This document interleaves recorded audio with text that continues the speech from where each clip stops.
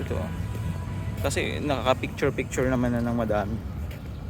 Ayos Kaya- bang aking attire? Ang attire mo ay very mamahalin.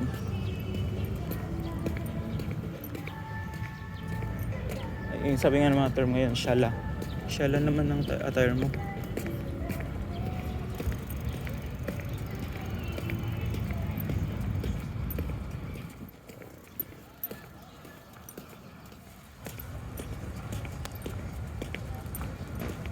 Punta na kami kay Rizal.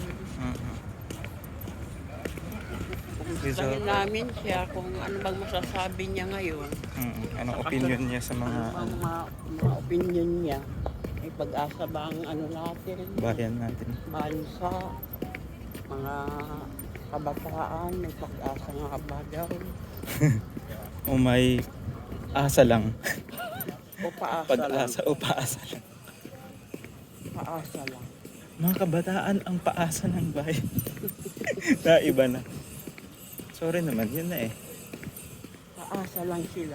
Yun ang nagiging... Nakukuha na lang sa Bulaga. Malay mo naman, pag lahat makapag-foreigner, edi makakaasa ka naman talaga Yan talaga. ng pag-unlad. O diba? Totoo Sinimulan naman. ni Rizal na nag-foreigner Ay, oo nga siya. no. Kaya, O, ikaw palang pasimuno. ikaw pala naman, o tingnan mo ngayon, ang pag-asa talaga foreigner. At least, doon nga, globalize. Mm. Globalize si Rizal even dati. Hindi siya yung parang yung... Alam mo yun, yung Lahat parang... ng inuuso ngayon, hindi Oo. siya nahuhuli. Oo. Diba? Foreigner ang ano nilang mag-shoota, magjowa. Yan ang nangyari tuloy ngayon. Dahil walang pag-asa ang bansa. Ang pag-asa ng kabataan. At least, may income pa rin. Dollars na tuloy. Dollars na. At bumababa na daw ang ating piso. Sana po yun, kapaligan, ay ganda lang dito.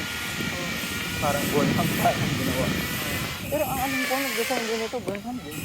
Ay, si Daniel Burnham, yung engineer din ng Baguio. Ibig sabihin talagang maka-foreigner na tayo. Lahat ng magaganda sa bansang ito ay gawa ng foreigner hanggang ngayon. Pag ganyan, Pilipino yan. Ang ganyang design.